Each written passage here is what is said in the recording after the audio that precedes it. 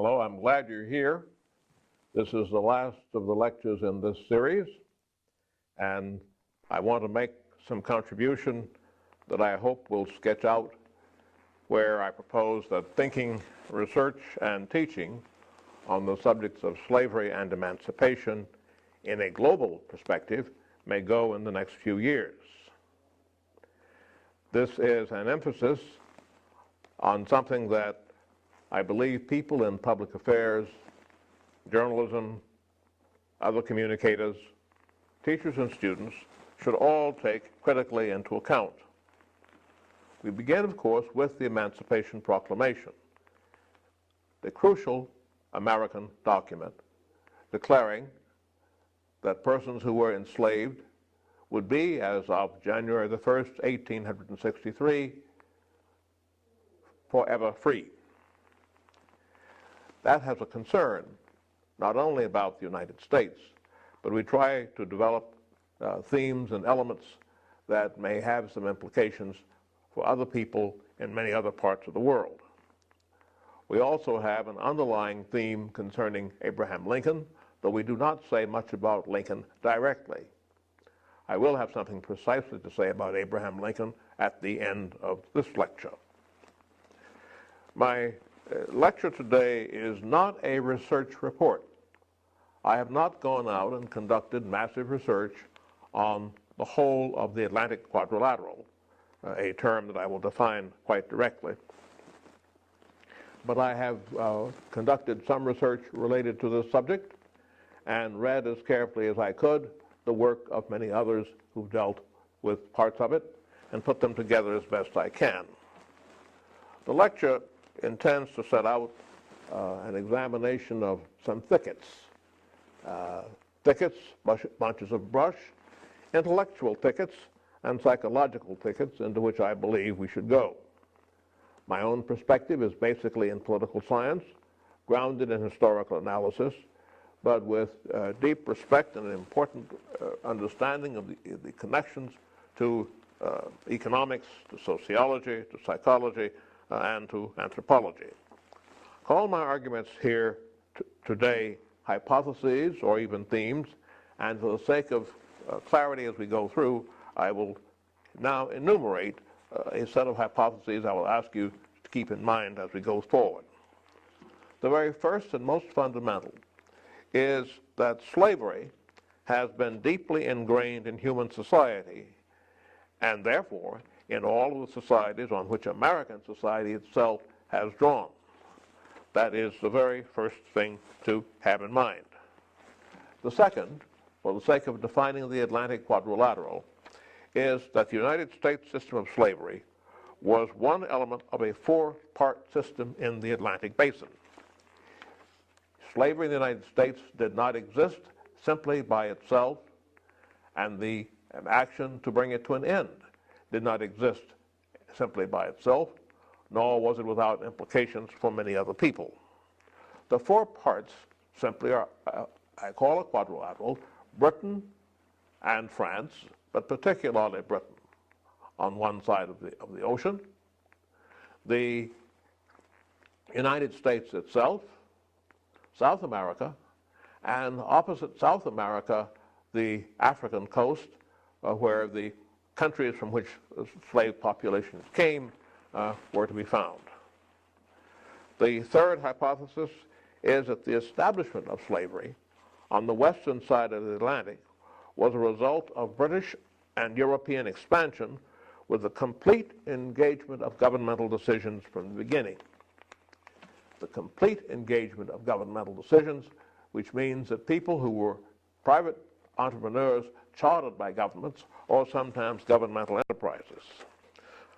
Hypothesis 4 is that the British and the French shifted away from permitting an international slave trade in the early 1800s.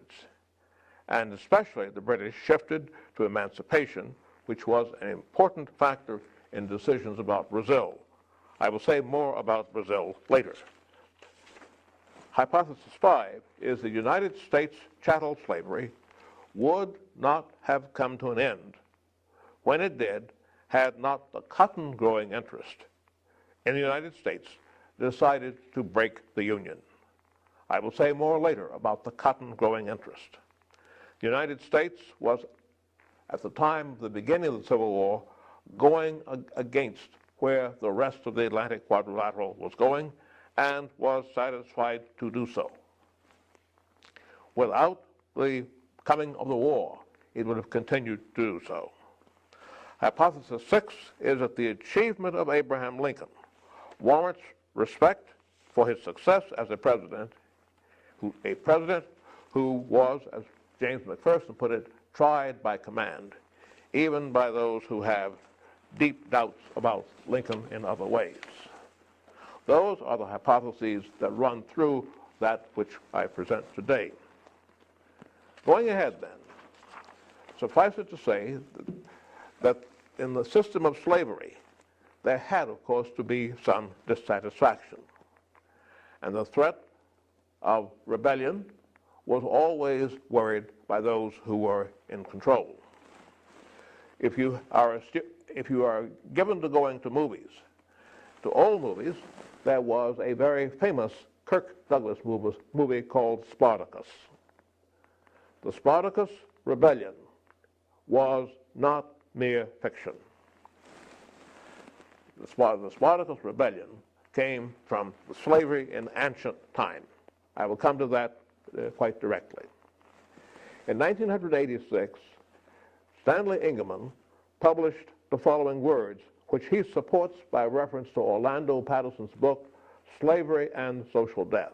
Quote, "Slavery has existed in many societies across time and space, and few indeed have been the societies until very recent times in which slavery did not play a role." End quote.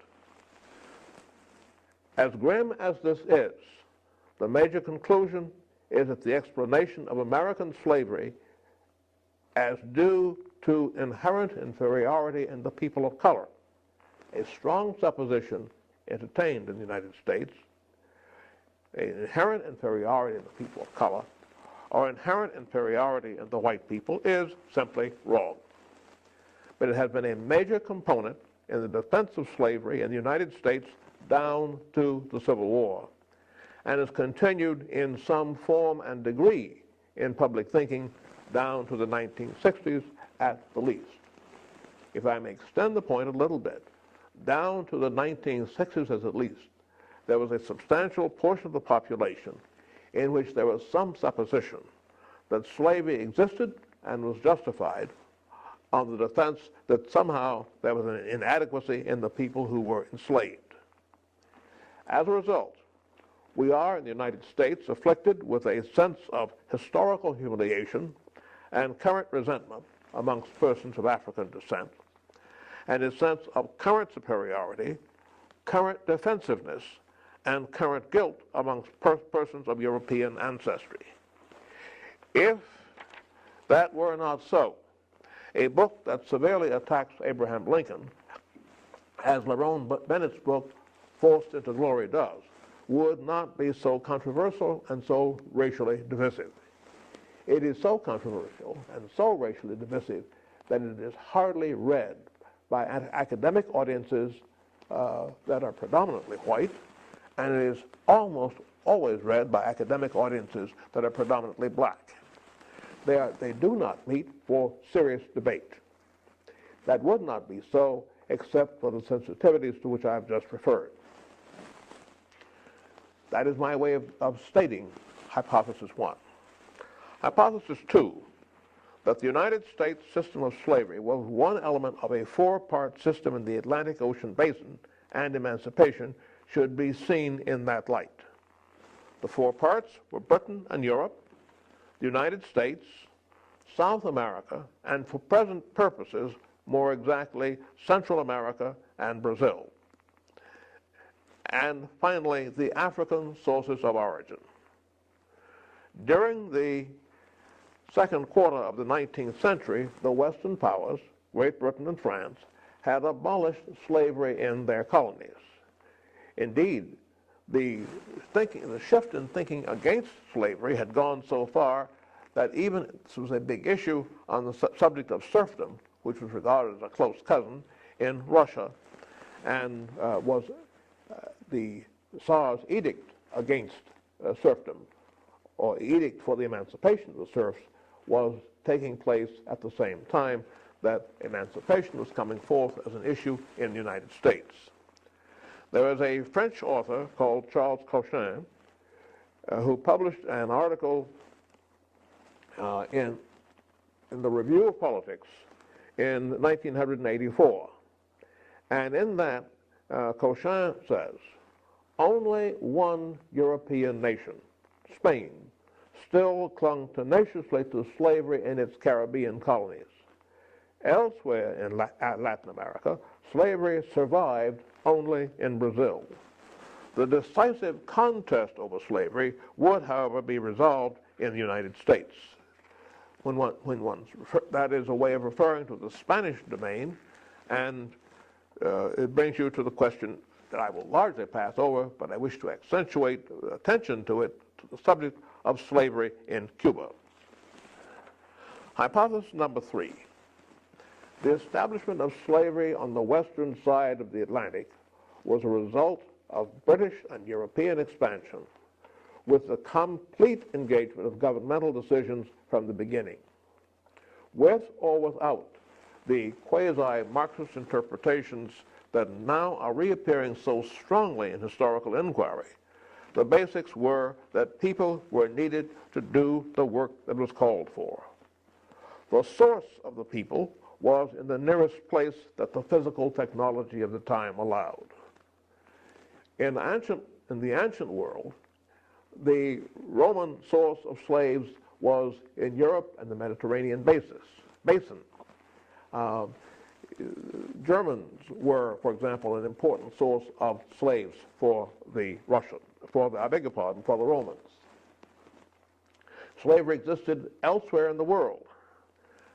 What happened technologically, of course, was that when Europeans began to come across to this side of the Atlantic, the New World, as we call it, in the late 15th century and the early 16th century, their technology would not get them to any source of people other than the African continent. And that is the fundamental technological basis for the movement of the African populations to the New World in the form of slaves. There has been, since the 1950s, a great deal of detailed study of the population flows to the Americas. The leader in that, in the 1950s, was an historian called Philip Curtin.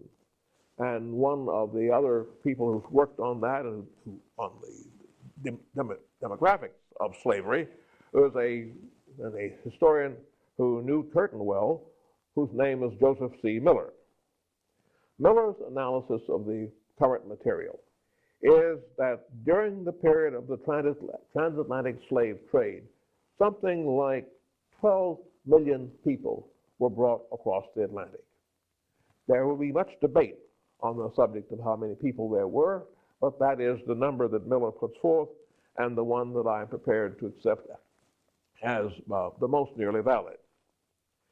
This population flow can be described in a tame form and in a harsh or melodramatic form. Let me read a tame statement on this. Again, I quote Stanley Ingerman, whom I've quoted not very long ago. This is Ingerman. The relative importance of slave and non-slave labor in the settlement process of North and South America, as is shown in recent estimates, that down to about 1820, at least 4 and perhaps 5 Africans were brought to the New World for each European migrant, indentured and free, unquote. I continue, adapting from the same Ingerman quotation that I used before. Quote, that in almost every year until the 1830s, more slaves than non-slaves arrived in the Western Hemisphere. Let me repeat. Until somewhere around the 1830s, more slaves than non-slaves arrived in the Western Hemisphere. For Americans, that means that until about the time that Andrew Jackson was President of the United States, more slaves than non-slaves arrived in the Western Hemisphere. The proportions were greater in South America than they were in North America, though they were very substantial in both cases. Again, going on with Ingerman, this is from the same paragraph.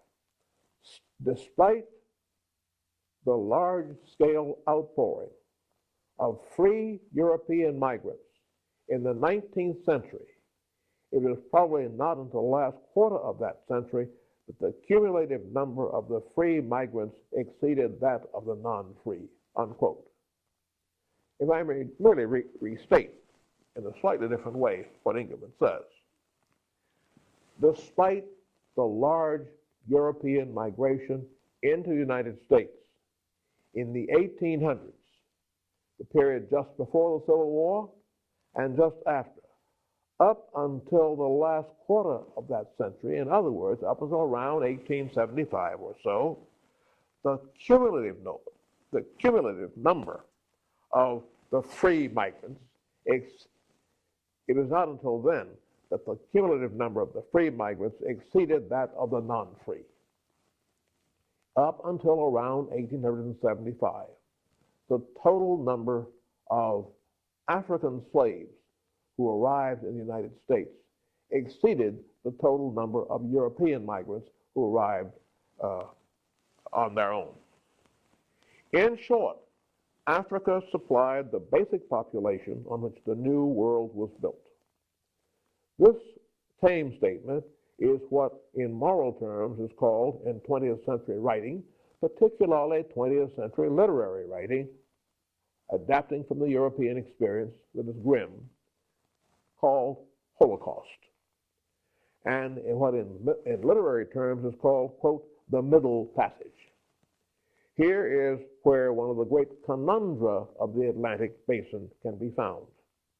Remember that I'm talking about the Atlantic Basin, and I say the four parts, the West African countries or the West African areas that are the source from which population comes, Britain and France,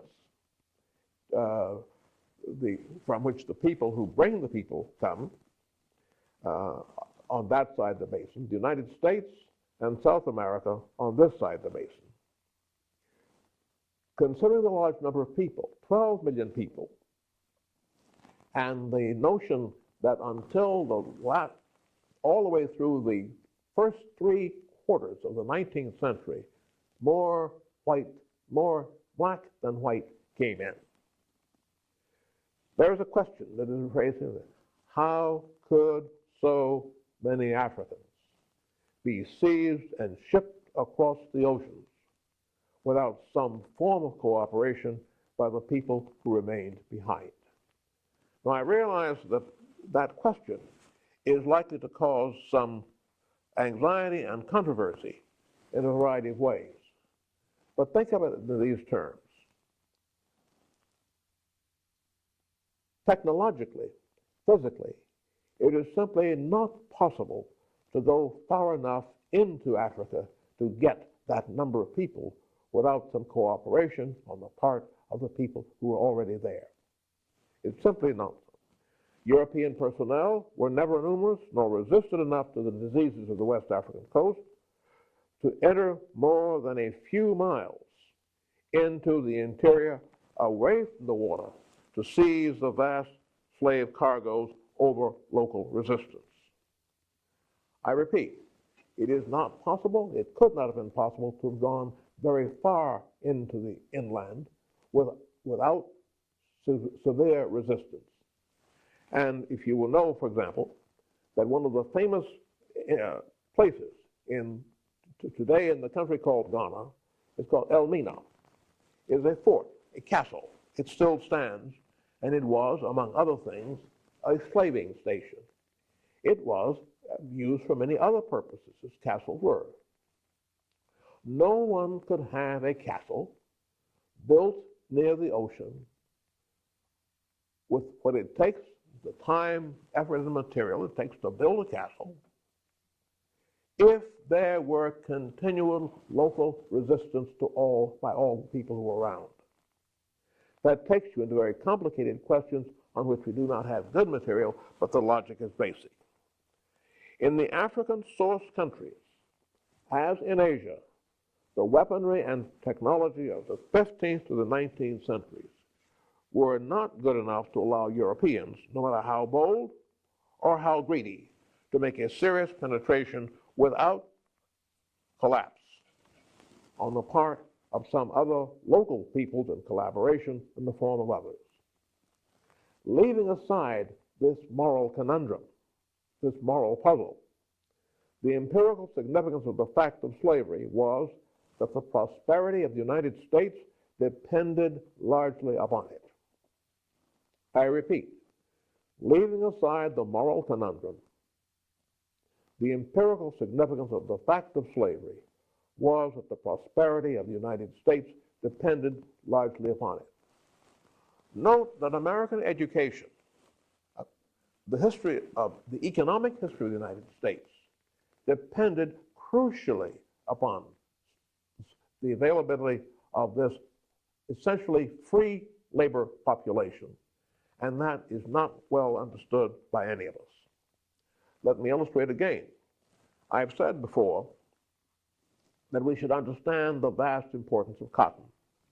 If we go further south, we understand the vast importance of sugar, and when we get all the way to Brazil, it's the vast importance of coffee. But in the United States, it was cotton. It was also rice. It was cotton because cotton grew apace once the technology of the gin came in and the presence of African labor meant that cotton could be produced in accordance with the needs of the gin. The growing wealth based on cotton overrode the 18th century leadership's embarrassment about slavery so found in John Jay, Benjamin Franklin, Alexander Hamilton, and Samuel Stanhope Smith, some examples that I particularly value, and turned the argument about slavery into one that slavery was a positive good. If that's a cumbersome sentence, let me say it again. At the time of the formation of the United States Constitution in 1787, which clearly recognizes and provides for the protection of slavery, there was also a serious embarrassment in the country, in the leadership group, about the slave presence. And there was a strong supposition that the slave presence would somehow come to an end. That changed. The growing wealth based upon the cotton industry absolutely overrode any embarrassment about slavery. It did not mean that it overrode people's objections. It means that those who objected were more and more under very severe pressure. Instead, we began to get the strong argument that slavery itself was a positive good. This was a stronger argument in the 1840s and a very strong argument in the 1850s, in the decade before the Civil War. Let me turn then, having said that, to hypothesis 4. The British and the French shift away from permitting an international slave trade, and especially the British shift to emancipation, was an important factor in decisions in Brazil. I'm getting ahead of myself in referring to Brazil, but Brazil is a piece of this that I will introduce later, and to talk about the British impact in Brazil. Remember, I have just earlier, at the beginning of this talk, quoted Charles Cochin, in which, and I merely repeat the quotation, only one European nation, Spain, still clung tenaciously to slavery in its Caribbean colonies. Elsewhere in Latin America, slavery survived only in Brazil. The decisive contest over slavery would, however, be resolved in the United States. That is a mere repetition of the quotation from Cochin that I used earlier. In the Brazilian case, as cotton was so important in the United States, coffee was growing. I'm talking about Brazil in the 1840s. Brazil, well, Brazil in the 1820s, 1830s, notably in the 1840s, the coffee business was growing, and demand for workers on expanding coffee estates south of Bahia was growing accordingly. Bahia is in northeast Brazil, and it is a heavily African area to this day. I would say in passing that Bahia, the language, the African language that is spoken in Bahia is Yoruba. Yoruba is a major language in Nigeria. The Yoruba people are a major people in Nigeria. And Yoruba is spoken on the Atlantic coast in South America from Brazil as far northward as Cuba. Years ago, when I was an undergraduate, one of my professors was a student of linguistics, Lorenzo Dow Turner, and he had worked in Cuba, and he said at that time that the Yoruba, who had a pantheon of 401 gods, I think it was, maybe it was 402, and that 201 or 202 of the Yoruba gods known in the Yoruba country in western Nigeria were at the time of his research still known in eastern Cuba. In other words, the Yoruba cultural presence is quite strong down that part of the coast all the way down to Bahia. There are other African peoples with some presence, but that is significant as well. Go back to what I was saying now about Brazil. When the coffee business was growing, African slaves were sought and were bought in unprecedented numbers. Brazilian, Portuguese, British, and U.S. citizens were all engaged in the slave trade. Now note, we're talking about the period after 1808, when under American law, the importation of slaves into the United States was rendered illegal. But does not mean that American investment was not present in the slave trading business. It was quite extensive. In the case of Brazil, the available material says that between 1821 and 1850, more slaves arrived on a 400-mile stretch of coast around Rio de Janeiro than in the rest of the Americas put together, which is why Brazil today is a more African country by far than the United States. The period I'm been citing is the time between the time that James Monroe took office as president and the presidency of Millard Fillmore, also a time when the demand for slavery was increasing in the United States. It simply is terribly important to understand that contrary to much that was said about the inevitable death of slavery, slavery was growing, the economic demand for it was growing, and the cultural theory to justify it was also growing. Again, I turn to the Brazilian case, because Brazil began to shift away suddenly and in an odd way from the recognition and acceptance of slavery that it had been granting. An important factor in this was Great Britain. I have not said with sufficient clarity that in the early 1800s, in the first decade, to be quite precise, in 1807, Great Britain made illegal the participation by any British subject in slavery and the slave trade at all. Now, we need not believe that because Britain made it illegal for people to participate, that no one participated. All laws are subject to violation. And when there is great profit to be made, there will be people who are violating the laws. Nonetheless, the British decision in 1807 was to outlaw participation in the slave trade. it had not yet come to emancipation in British territories. It Britain had its own interests at stake and had relations with Portugal and relations with Brazil, and used its power to put legal restrictions on slave traders. Again, in 1826, there was a treaty which stipulated that the slave trade to Brazil would become illegal in 3 years. The British government's suppression efforts, of course, had an effect economically that you could predict. It actually caused an upsurge in slave importations at this juncture because investors sought to bring in slaves quickly while they could.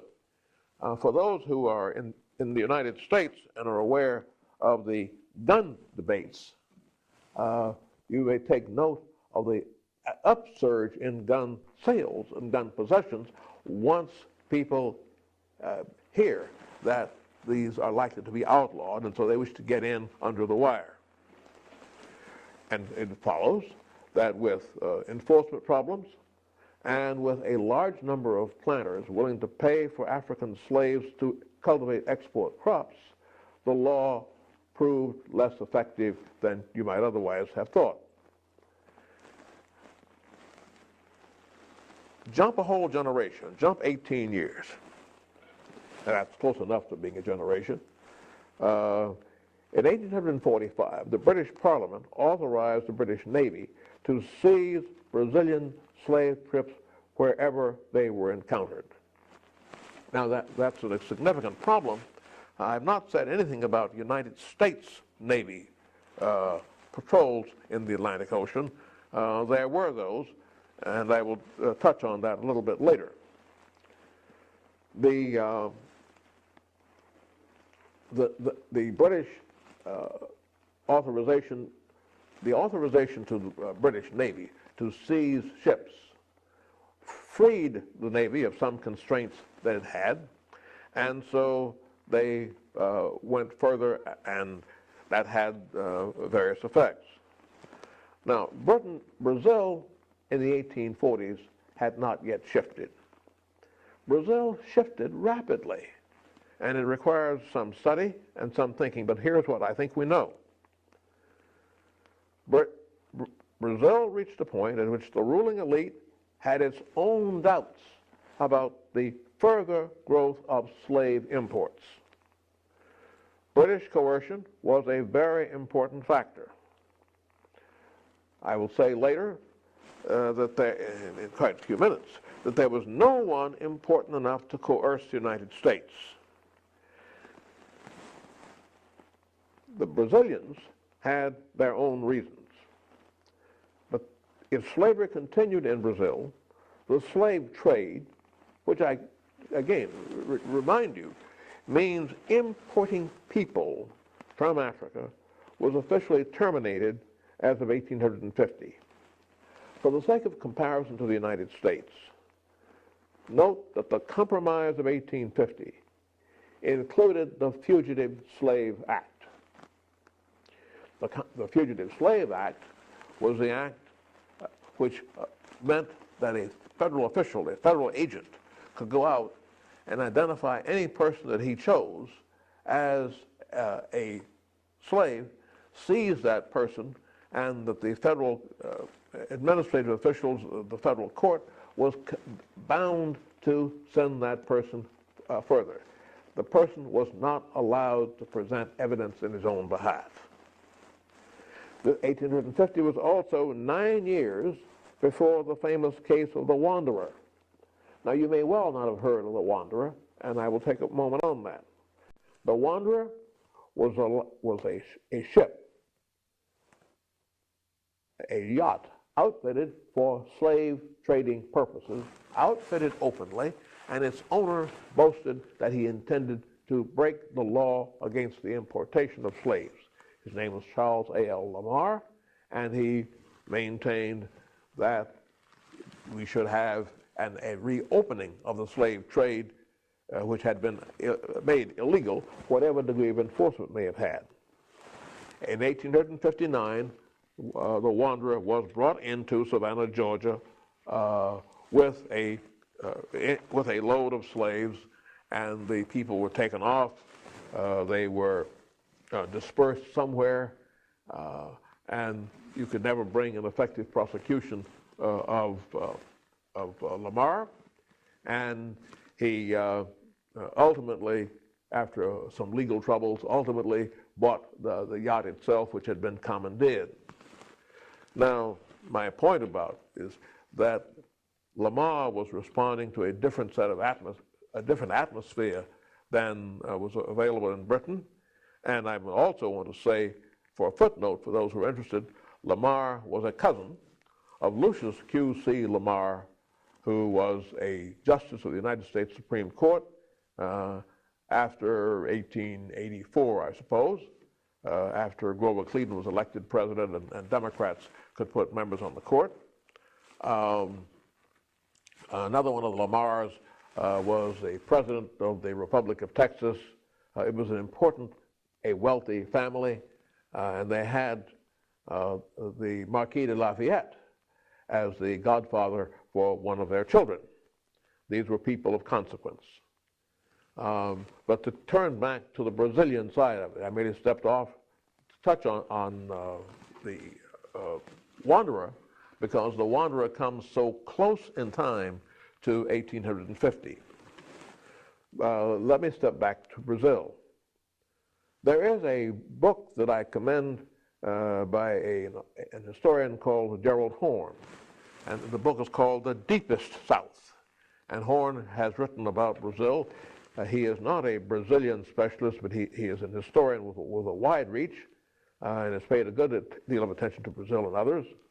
And Horne's writing about Brazil is reviewed by a professor called Celso Castillo, currently, I believe, at Vanderbilt University. And Castillo is rather critical of Horne in some ways, but he sums up Horne's work in a way that's helpful for present purposes. This is Castillo providing a basis for my recitation of Horne. This is the pertinent quotation. The Horne premise is, quote, that U.S. slavery is better understood in hemispheric terms, unquote, which is to say that slavery in the United States is better understood by reference to the whole hemisphere than by reference to the country all by itself. Ordinarily, we do think of the country as all by itself, and I'm trying to suggest in dealing with the Atlantic Quadrilateral that we have to expand that view. Horne goes on to contend that the pivotal role played by Brazil in the mind of certain leaders of the slave South mattered to the point where it bolstered their idea that they could prevail in the Civil War, and also served as a refuge once that conflict ended so disastrously for them. In other words, Horne says that Brazil's position encouraged Americans who favored slavery to believe that they could prevail in the Civil War, and once the war came to an end, or was coming to an end, it served as a place that they thought they might go. It did not work out on a significant scale from that point of view, but that was an important part of the consideration. The other things that you should know about that is that the United States in Brazilian diplomatic relations, the attempt in British diplomatic relations was to encourage Brazil to stay the course and remain a slaveholding republic, in contrast to the efforts of others in Brazil, both inside Brazil and the British influence, to get Brazil to shift away from slavery. To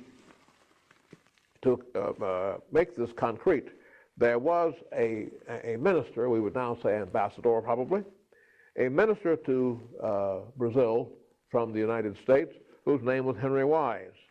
Wise was an important person, a Virginian, a slaveholder, as most wealthy people would have been, and he was involved in a campaign to stop Brazil from outlawing the African slave trade, not to outlaw slavery, because he thought that if there were no slave trade, then Britain could not be seizing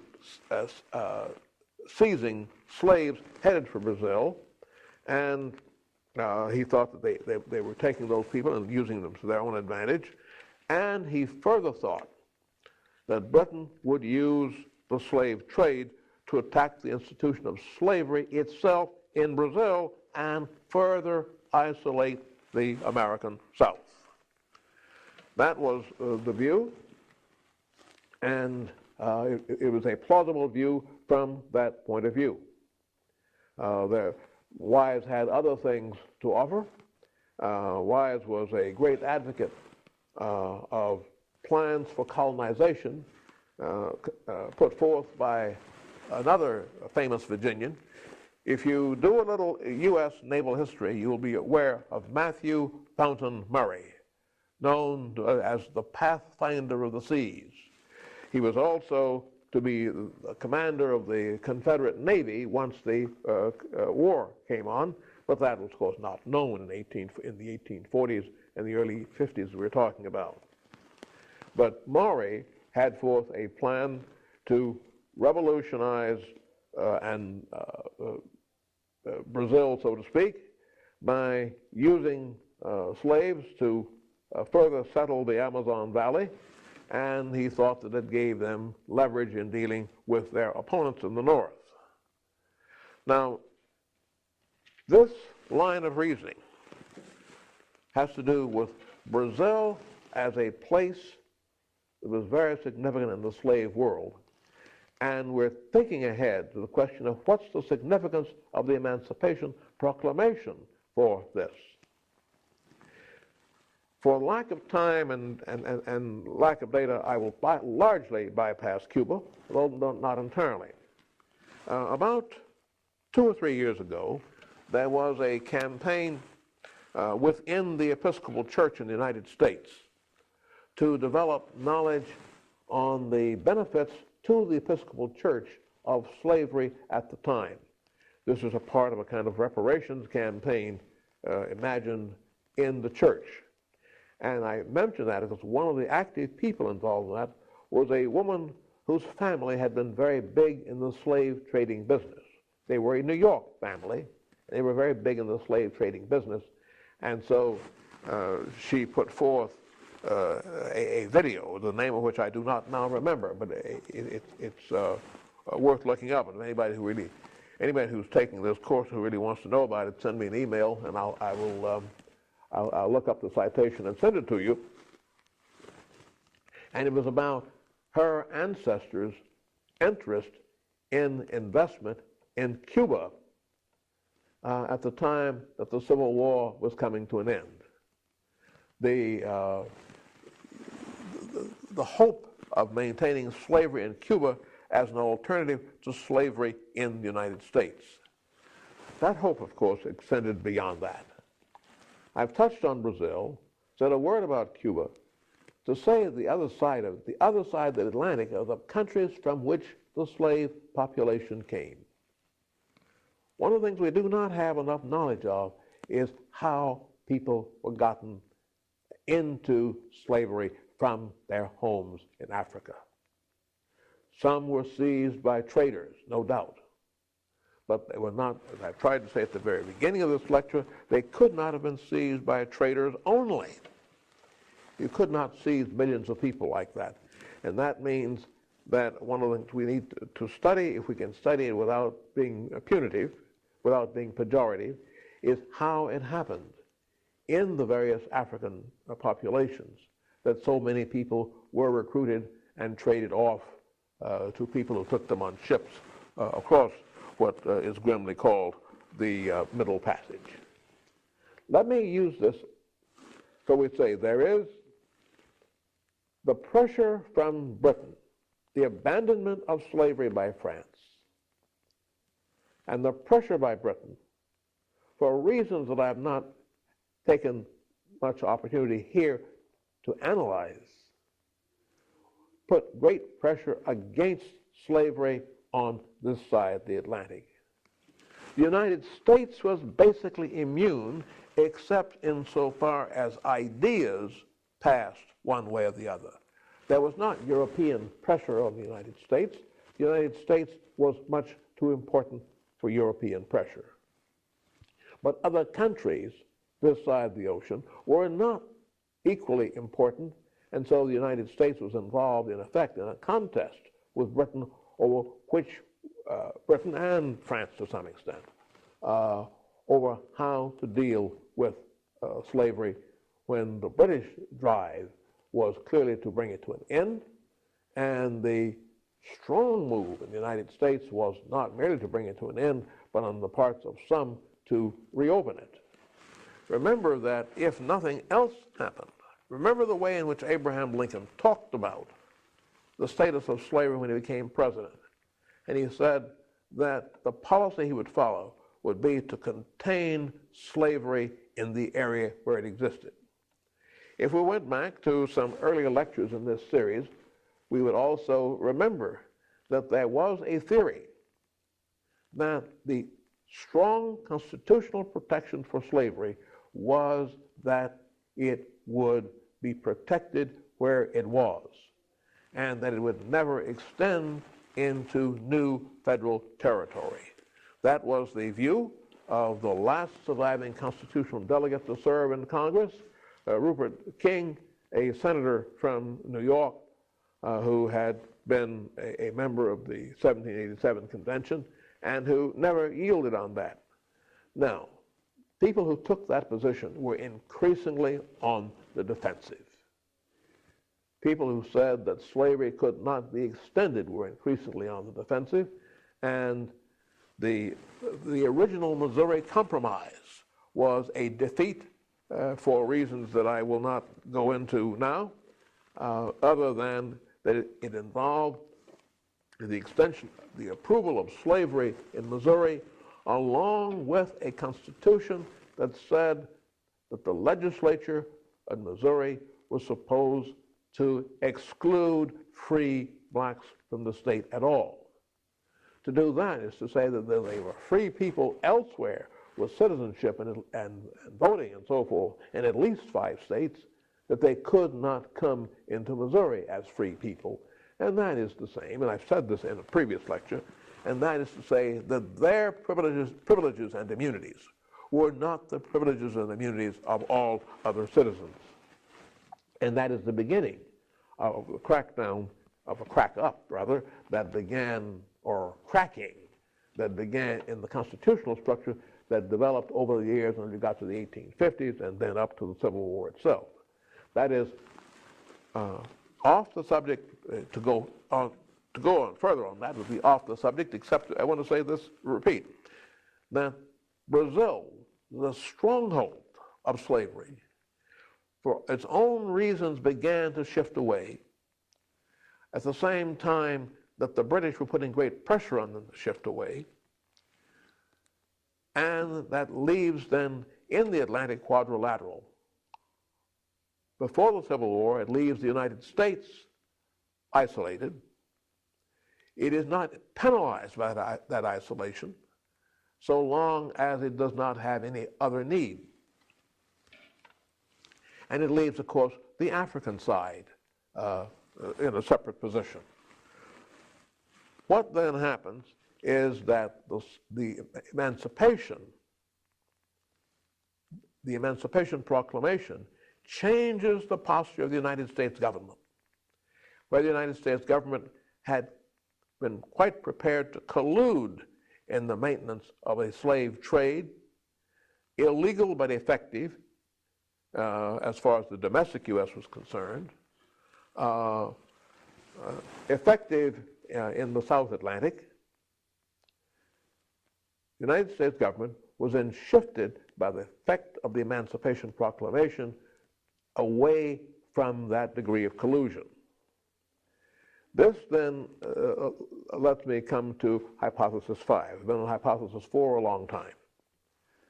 United States chattel slavery, and I keep emphasizing chattel slavery because people do not focus on the chattel part. Slavery is not merely being under somebody else's control, not merely being beyond their control. Slavery is not merely being imprisoned. It is that. But chattel slavery means that you're owned by somebody. Chattel slavery meant that you could have a legitimate market basis for buying and selling people. Considering the way things were going, my view is that chattel slavery in the United States would not have come to an end. The United States could have remained for some time as a separate component in the Atlantic Quadrilateral. Would not have come to an end when it did, had not the cotton-growing states decided to break the Union. Had not the cotton-growing states decided that they would repudiate the authority of the federal government. Once they decided that, the federal government had a question of whether to respond or not. The decision to secede may have an obvious and compelling answer.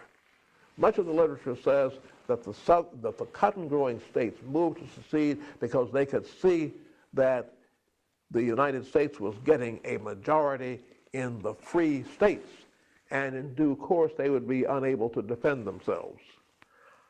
I do not really accept that. But there are certain constitutional and political factors that are present, and I would merely comment on a couple of them before I come to an end. If the cotton-growing states had remained after the election of 1860, their members would have been so important in the Congress that the President of the United States would not have been able to get a single new federal judge to which they objected. The President would not have been able to get a single postmaster to which they objected. He would not have been able to get a single U.S. Marshal confirmed. He would not have been able, surely, to have gotten a single U.S. attorney confirmed, since his choice as a U.S. attorney in New York had angered them all by carrying out a case that led to the conviction and execution of the only slave trader ever convicted and executed under federal law. One. Clearly, by watching that lesson, the cotton-growing states would not have accepted that if they had chosen to stay. It is, in my opinion, and I commend this to your attention, a deep mystery worthy of some very severe examination. Game theory, rational choice, and so forth may be means of explaining it as to why the cotton-growing states issued the challenge they had, that they did issue, and led to a war that they lost. They did, in fact, do so, and the United States, after that, was in a different position with regard to the rest of the Atlantic Quadrilateral. I move on to say, then, to Hypothesis 6.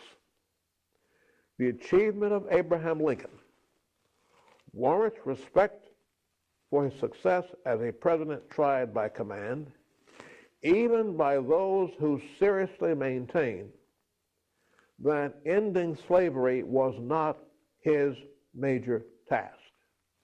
Now, I will understand that if you were to go and look at some writing and some lectures by my colleague Michael Burlingame, Burlingame is a firm advocate of the view that Lincoln was a determined opponent of slavery and always was so, and always intended to act as such. The most extreme version of the opposite view is the Lerone Bennett Forced into Glory book that says that Lincoln had no such intention and would have been prepared even to negate his own proclamation if the circumstances had dictated that. I do not have to accept the Bennett thesis, nor Professor Burlingame's version of his thesis, to say that the one thing that is clear was that the president had his determination to maintain the Union, which his predecessor Buchanan also wished for but could not have the will to sustain. His will, the president's determination to maintain the Union, and being president of the coalition that elected him, made possible the remainder of his action. Emancipation became thus the product of war, which he never ever declared as purpose, but which put him in sync with and above his predecessors, since no predecessor before was prepared to challenge that. This produces room for a sobering set of thoughts on another matter. We cannot see what the Lincoln legacy would be on the problem of race. The problem of chattel slavery and the problem of racial stratification may be separated, because I conclude with a note that the United States, after the end of chattel slavery, throughout the rest of the 19th century, did not grapple with the problem of the status of the freed people of color, but instead fought an unspoken political civil war between those who wished to negate as much as they could of the Emancipation Proclamation and those who accepted some portion of it or even who advocated it strongly. I say that in order to call to your attention one other ingredient. The other country in the Atlantic Quadrilateral that I have mentioned is Brazil. I passed mostly over Cuba. It deserves some attention, but I cannot give it. There's no time and space for it. Brazil went longer with the form of slavery and ended it in a different way. The interesting thing is that if you think the Emancipation Proclamation into what followed, where the United States became for a very long time what it does not appear now to be. The United States became for a long time after the Civil War, particularly from up to the 1900s, up to 1900, and up to somewhere near 1940, very much a country in which one of the prime political norms was white supremacy. The interesting thing in that is that in comparison, Brazil became a country in which white supremacy was never a norm. There was for a time a notion, present in much literature, that spoke of Brazil as being a kind of racial democracy. And that notion now itself is on the defensive, because it is not that there is no difference between white and black, but the difference is much subtler and much more complicated than anything that we've ever seen in this world before. That leaves us to think about two other things. I leave them as open-ended questions. We start from the question, from the time of the Emancipation Proclamation going forward, what happens in the social structure of the countries? And so you ask what happens in the social structure of the United States and the relationship between white and black in a country in which we may ask, is the election of Barack Obama a forecast or a deviant case? What is the similar question to be asked about Brazil? What is the similar question to be asked about the United Kingdom, which now has its own significant multiracial population? And what is to be said about the notion of freedom in the countries that were the African source countries? Those are things that we may take up, God willing, at some other time. Thank you.